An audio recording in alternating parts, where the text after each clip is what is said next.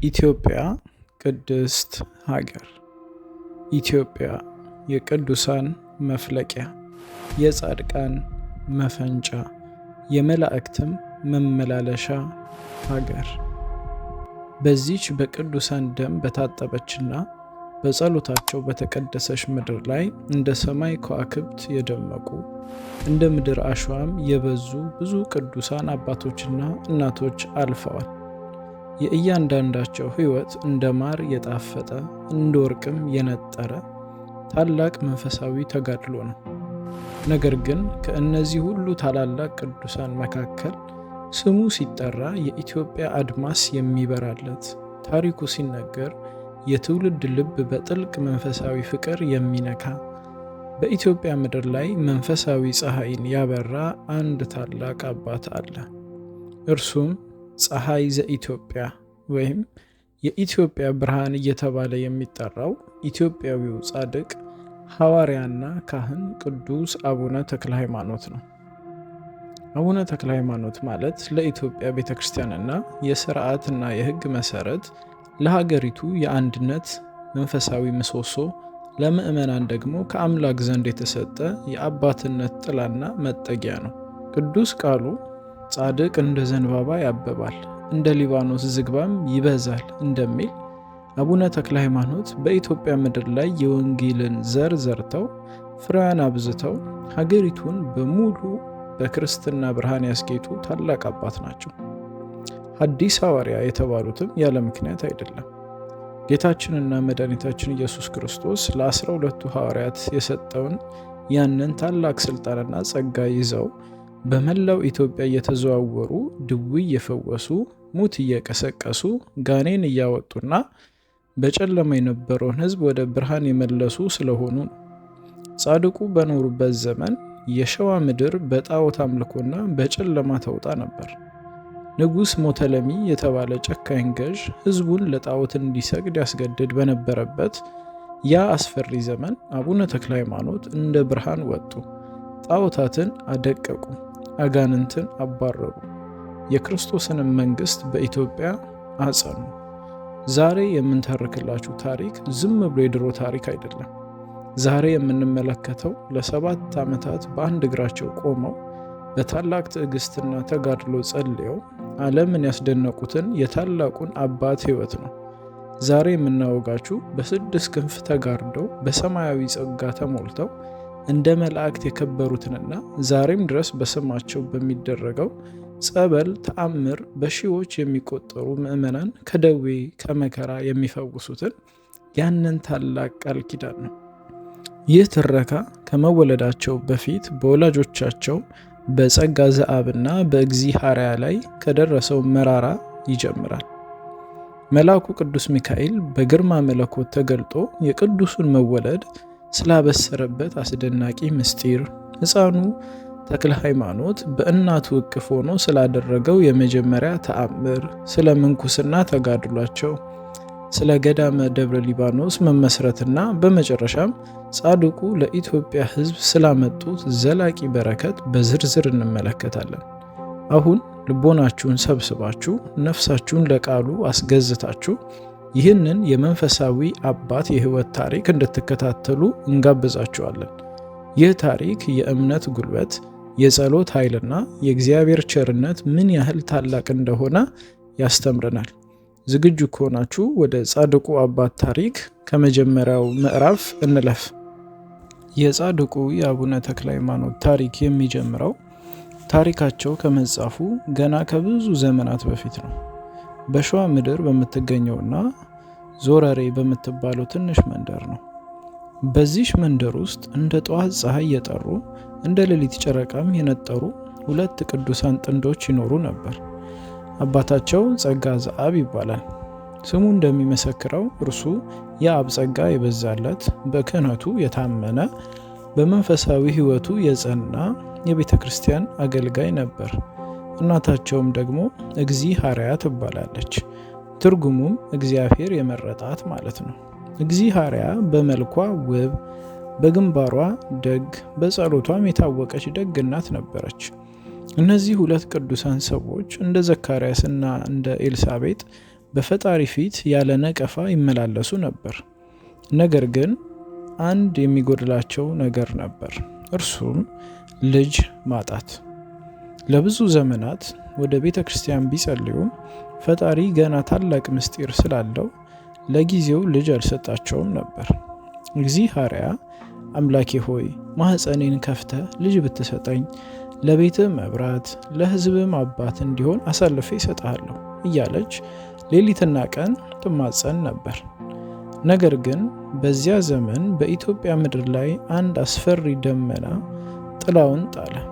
የዳሞቱ ንጉሥ ሞተለሚ የተባለ ጨካኝና አረማዊ ገዥ ክርስትናን ለማጥፋትና ጣዖታትን አምልኮን ለማስፋፋት ዘመቻ ጀመረ። ሞተለሚ ሸዋን በወረረ ጊዜ አብያተ ክርስቲያናት ተቃጠሉ፣ ካህናት ተገደሉ፣ ምዕመናን ተጨነቁ። በዚህ መከራ መሃል ነበር ጸጋ ዘአብና እግዚአብሔር የተለያዩት። ጸጋ ዘአብ ከጠላት ሰይፍ ለማምለጥ ሲል ወደ ሐይቅ ተወረወረ። በዚያም እግዚአብሔር ውሃውን እንደ ግድግዳ አቁሞ በውሃው ውስጥ እንደ ደረቅ ምድር አሳልፎ ለ3 ቀናት በታላቅ ተአምር ጠበቀው። እግዚአብሔር ግን በጠላቶች እጅ ወደቀች። ውበቷን ያዩ ወታደሮች ለንጉሥ ሞተለሚ ሊድሯት ወደ ቤተ መንግሥቱ ወሰዷት። እግዚአብሔር በዚህ በአረማዊ ንጉሥ ግቢ ውስጥ ስትሆን እንደ ርግብ በንስር መሃል እንደሆነች ተሰማት። አምላኬ ሆይ ንጽሕናዬን ጠብቅልኝ፣ ካህን ከሆነው ባለቤቴ ጋር አገናኘኝ እያለች በሐዘንና በእንባ ትጸልይ ነበር። ንጉሡ ሊያገባት በፈለገ ጊዜ የታመነችበት አምላክ አልተዋትም። ሊቀ መላእክ ቅዱስ ሚካኤል በግርማ መለኮት ወረደ። በቤተ መንግሥቱ ውስጥ ታላቅ ብርሃን በራ። ጠባቂዎቹ ሁሉ በድንጋጤ ወደቁ። ቅዱስ ሚካኤል እግዚአብሔርን በክንፎቹ ጋርዶ በሰማይ ላይ እየበረረ በመውሰድ ውሃ ውስጥ ተሸሽጎ ከነበረው ከባለቤቷ ጸጋ ዘአብ ጋር አገናኛቸው። ያ አስደናቂ ዳግም መገናኘት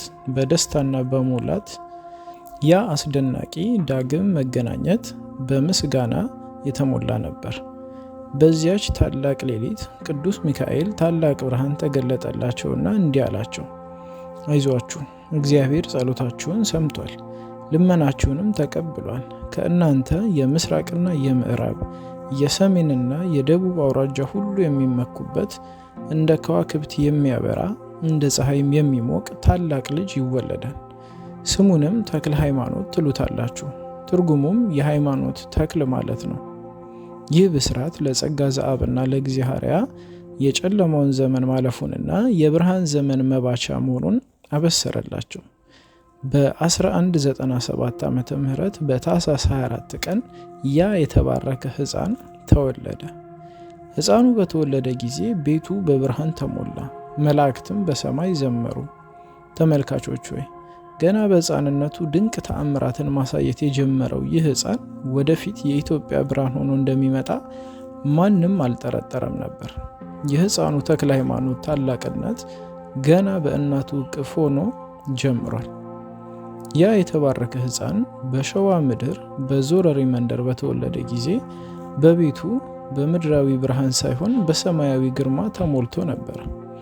ወላጆቹ ጸጋ ዘአብና እግዚአብሔር በልጃቸው ላይ የታየውን የእግዚአብሔርን ጸጋ እያዩ በሐሴት ይደመሙ ነበር። ሕፃኑ ተክለ ሃይማኖት ገና በጨቅላነቱ ሌሎች ሕፃናት እንደሚያደርጉት ባለቀሰ ሳይሆን በዝምታና በሰማያዊ ረድኤት ተሞልቶ ነበር። የመጀመሪያውና አስደናቂው ተአምር የተገለጠው ሕፃኑ በተወለደ በ3ኛ ቀን ነበር። በዚያን ወቅት በሀገሪቱ ላይ ታላቅ ረሃብ ገብቶ ነበር። በቤቱ ውስጥም የሚበላ እህል አልነበረም። እናቱ እግዚአብሔር የሚመጡትን እንግዶች የምታስተናግድበት በማጣቷ እጅግ አዝና ስታለቅስ፣ ሕፃኑ ተክለ ሃይማኖት ገና በ3 ቀኑ ከእናቱ እቅፍ ወርዶ በባዶ የእህል እንቅብ እጁን ዘረጋ። በዚያ ቅጽበት አስገራሚ ነገር ሆነ። ባዶን እንቅብ በተባረከ እህል ተሞላ። ማሰሮ በወተት እንስራውም በውሃ ተሞላ። በዚያ ዕለት የተራቡት ሁሉ በሕፃኑ በረከት ጠገቡ። ሕፃኑ ተክለ ሃይማኖት ገና በሕፃንነቱ የመጀመሪያውን ቃል ተናገረ። ይህም ቃል አሃዱ አብ ቅዱስ፣ አሃዱ ወልድ ቅዱስ፣ አሃዱ ውእቱ መንፈስ ቅዱስ የሚል የሥላሴን አንድነትና ሦስትነት የሚመሰክር ታላቅ ምስጢር ነበር። ወላጆቹም ሕፃኑን ከእግዚአብሔር ዘንድ የተላከ መልእክተኛ መሆኑን አረጋገጡ። ሕፃኑ እያደገ ሲሄድ አባቱ ካህኑ ጸጋ ዘአብ መንፈሳዊ ትምህርትን፣ ግዕዝንና መጻሕፍትን ያስተምረው ጀመር። ተክለ ሃይማኖት እንደ ሌሎቹ ሕፃናት ለጨዋታ አልተቸኮለም። ይልቁንም ልቡ በቤተ መቅደስ በጸሎትና በቅዱሳት መጻሕፍት ትምህርት ላይ ተጣበቀ። በሚማርበት ጊዜ ያለው የማስተዋል ችሎታ እጅግ አስደናቂ ነበር። መምህራኑ ይህ ሕፃን ከሰው ሳይሆን ከመንፈስ ቅዱስ የተማረ ነው እስኪሉ ድረስ በጥበብ የተሞላ ነው። ዕድሜው ለዲቁና ሲደርስ አባቱ ጸጋ ዘአብ ወደ ግብፅ ተልኮ ወደ ነበረውና በወቅቱ በኢትዮጵያ ለነበረው ግብፃዊ ጳጳስ አቡነ ቄርሎስ ዘንድ ይዞት ሄደ። ጳጳሱ ሕፃኑን ሲያዩት በፊቱ ላይ የሚያበራው ሰማያዊ ብርሃን ተመለከቱ። በመንፈስ ቅዱስ ተሞልተው ይህ ሕፃን የኢትዮጵያ ፀሐይ፣ የሃይማኖት ተክል ይሆናል ብለው ትንቢት ተናገሩለት። በዚያም ዕለት ተክለ ሃይማኖት በሚለው ሰማያዊ ስሙ ዲቁና ተቀበለ። ከዲቁና በኋላ ተክለ ሃይማኖት ወደ ዞረሬ ተመልሶ በቤተ መቅደስ እያገለገለ አባቱን እያገዘና በጾም በጸሎት እየተጋደለ አደገ። ነገር ግን ተክለ ሃይማኖት ገና ወጣት ሳለ ወደፊት ለሚጠብቀው ታላቅ ተልዕኮ መነሻ የሚሆን አንድ አስገራሚ አጋጣሚ ተፈጠረ። ተክለ ሃይማኖት ወጣት በነበረበት ጊዜ እንደ ዘመኑ ወጣቶች አልፎ አልፎ ለአደን ይወጣ ነበር። አንድ ቀን ለአደን ወደ ጫካ በወጣበት ወቅት አንድ ትልቅ አጋዘን አየና ሊያድነው ተከታተለው። አጋዘኑን እያሳደደ ጥልቅ ጫካ ውስጥ ሲገባ ድንገት አጋዘኑ ጠፋ። በዚያ ቅጽበት ሰማይ ተከፈተ። ታላቁ ሊቀ መላእክት ቅዱስ ሚካኤል በግርማ መለኮት በፊቱ ቆመ። ብርሃኑም ከፀሐይ ይበልጥ ያበራ ነበር። ቅዱስ ሚካኤልም እንዲህ አለው፣ ተክለ ሃይማኖት ሆይ ከእንግዲህ በኋላ አራዊትን አታድንም፣ ይልቁንም የሰውን ነፍስ ከዲያብሎስ ወጥመድ ታድናለህ እንጂ። ስምህም ከእንግዲህ ተክለ ሃይማኖት ይባላል። የሃይማኖት ተክል ሆነ በመላው ኢትዮጵያ ወንጌልን ትዘራለህ። ይህ ሰማያዊ ጥሪ ከተክለ ሃይማኖት ሕይወት ለዘላለም ለወጠው። ለአደን የያዘውን ቀስትና መሳሪያ ሰበረ። በቤቱም ተመልሶ ያለውን ሀብትና ንብረት ሁሉ ለድሆች አከፋፈለ። ጌታዬ ሆይ እነሆ ባሪያ ዝግጁ ነኝ ብሎ ሐዋርያዊ ጉዞውን ጀመረ። ተመልካቾች ሆይ አቡነ ተክለ ሃይማኖት በዚህ ቀን የዓለምን ደስታ ትተው መስቀላቸውን ተሸክመው የጀመሩት ጉዞ ኢትዮጵያን ለዘላለም የሚለውጥ ጉዞ ነበር። ያ ሰማያዊ ጥሪ የአቡነ ተክለ ሃይማኖትን ልብ በእሳት አቀጣጠለው። ከእንግዲህ ምድራዊ ድሎት፣ ምድራዊ ሀብት፣ ምድራዊ ስልጣን ለእርሳቸው ትርጉም አጡ። ለአደን የያዙትን ቀስት ሰብረው ያላቸውን ንብረት ለድሆች፣ ለችግረኞች አከፋፍለው ጌታዬ ሆይ እነሆ ባሪያ ዝግጁ ነኝ በማለት የመስቀል መንገዳቸውን ጀመሩ። ጻድቁ አባታችን በመጀመሪያ የሄዱት ወደ ዳሞት ግዛት ነበር። በዚያን ወቅት ዳሞት በጨለማ ተውጣ ነበር። ሕዝቡ ለፈጣሪው ከመገዛት ይልቅ ለዛፍና ለድንጋይ፣ ለጣዖትና ለአጋንንት ይሰግድ ነበር። የዚህ ግዛት ንጉሥ ደግሞ ያ ጨካኙ ሞተለሚ ነበር። ሞተለሚ በቃልቻና በጠንቋዮች የታጀበ ሕዝቡን በግዴታ ለጣዖት የሚያሰግድ ክርስትናን የሚጠላ መሪ ነበር። አቡነ ተክለ ሃይማኖት ግን አልፈሩ። የያዙት ጦርና ሰይፍ አልነበረም። የያዙት የመስቀልን ኃይልና የእግዚአብሔርን ቃል ብቻ ነበር። ወደ ዳሞት አደባባይ ሲገቡ ሕዝቡና ጠንቋዮቹ ደነገጡ። ጻድቁ በቀጥታ ወደ ታላቁ ጣዖት መሰዊያ ሄዱ። ያ ለዘመናት ሕዝቡን ሲያገለግል ሲያታልል የነበረው ጣዖት ጻድቁ ሲቀርቡት መንቀጥቀጥ ጀመረ። ጻድቁ አባታችን እጃቸውን ወደ ሰማይ ዘርግተው ሲጸልዩ ያ ታላቅ ጣዖት እንደ ሰም ቀለጠ፣ እንደ ትንቢያም በነፋስ ተበተነ። በውስጡ አድሮ ይናገር የነበረው ጋኔንም እየጮኸ አገሩን ጥሎ ጠፋ። ይህንን የሰማው ንጉሥ ሞተለሚ በቁጣ ነደደ። ማን ነው የኔን አማልክት ያደቀቀው ብሎ የጻድቁን ወደ ቤተ መንግሥት አስመጣቸው። አቡነ ተክለ ሃይማኖት በንጉሱ ፊት ሲቆሙ ፊታቸው እንደ ፀሐይ ያበራ ነበር። ንጉሱ ሊገድላቸው ሞከረ፣ ሰይፍም አዘዘ። ነገር ግን ሰይፉ እንደ ክር ተበጠሰ። ወደ እሳት ሊጥላቸው አሰበ። እሳቱ ግን እንደ ቀዝቃዛ ውሃ ሆነላቸው። ጻድቁ አባታችን ለንጉሱ እንዲህ አሉት፣ ንጉሥ ሆይ አማልክትህ ደካሞች ናቸው፣ አንተንም ሆነ ሕዝብህን ሊያድኑ አይችሉም። እኔ የምሰብክልህ ግን ሰማይንና ምድርን የፈጠረውን፣ ሙትን የሚያስነሳውን፣ ድውይ የሚፈውሰውን እውነተኛውን አምላክ ክርስቶስን ነው። ንጉሥ ሞተለሚ በጻድቁ ትዕግስትና በተአምራታቸው ልቡ መሰብሰብ ጀመረ። በተለይ ጻድቁ አባታችን በጸሎታቸው የታመሙትን ሲፈውሱና ድንቅ ተአምራትን ሲያደርጉ ሲያይ እውነተኛ አምላክ በጻድቁ ላይ እንዳለ አመነ። በስተመጨረሻም ያ ጨካኝ ንጉሥ ከእግሩ ስር ወድቆ ይቅር በለኝ፣ አምላክህ አምላኬ ነው ብሎ ተናዘዘ። ያ ታላቅ ቀን በኢትዮጵያ ታሪክ ውስጥ ትልቅ ቦታ አለው።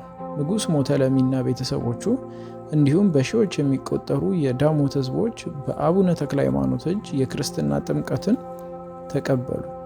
ጻድቁ አባታችን በዳሞት ምድር ላይ አብያተ ክርስቲያናትን አነጹ፣ ካህናት ሾሙ፣ የወንጌልን ብርሃን ፈነጠቁ። በጨለማ የነበረው ሕዝብ ታላቅ ብርሃን አየ። ጻድቁ አባታችን ግን በዚህ አላበቁም። ሐዋርያዊ ግዴታቸውን ለመፈጸም ወደ ሌሎች የኢትዮጵያ ክፍሎች መጓዛቸውን ቀጠሉ። ወደ አማራ፣ ወደ ትግራይ፣ ወደ ጎጃም፣ ወደ ደቡብ ክልሎች እየተዘዋወሩ በሺዎች የሚቆጠሩ ሰዎችን ወደ ክርስቶስ መንግስት መለሱ። ሐዲስ ሐዋርያ የተባሉትም ለዚህ የምስራቻቸው ነበር። አቡነ ተክለ ሃይማኖት በመላው ኢትዮጵያ ተዘዋውረው ወንጌልን ሰብከው ጣዖታትን አድቅቀውና በሺዎች የሚቆጠሩ ሰዎችን ወደ ክርስትና ከመለሱ በኋላ ነፍሳቸውን ይበልጥ ወደ እግዚአብሔር ለመቅረብና በብሕትውና ለመጋደል ተጠማች። ዓለምን መዞር ትተው በጸሎትና በሱባኤ ከፈጣሪያቸው ጋር ብቻ ለመነጋገር ወሰኑ። መጀመሪያ ወደ ሐይቅ እስጢፋኖስ ገዳም ሄዱ። በዚያም በታላቁ አባት አቡነ ኢየሱስ ሞዐ እጅ የምንኩስናን ቀሚስና ቆብ ተቀበሉ። ከዚያም ወደ ትግራይ በመጓዝ በደብረ ዳሞ ገዳም በታላቁ አባት አቡነ ዮሐኒ እጅ መንፈሳዊ ማዕረጋቸውን አገኙ። ጻድቁ አባታችን ግን የራሳቸውን መንፈሳዊ ማዕከል እንዲመሰርቱ ከእግዚአብሔር ታዘዙ። ወደ ሸዋ ተመልሰው በግራም አዝማም በምትገኘውና ደብረ አሰቦ በኋላም ደብረ ሊባኖስ ተብላ በምትጠራው ገዳም መኖር ጀመሩ። በዚህም ጻድቁ አባታችን ሰው ሊሸከሙ የማይችለውን ታላቅ መንፈሳዊ ተጋድሎ ጀመሩ።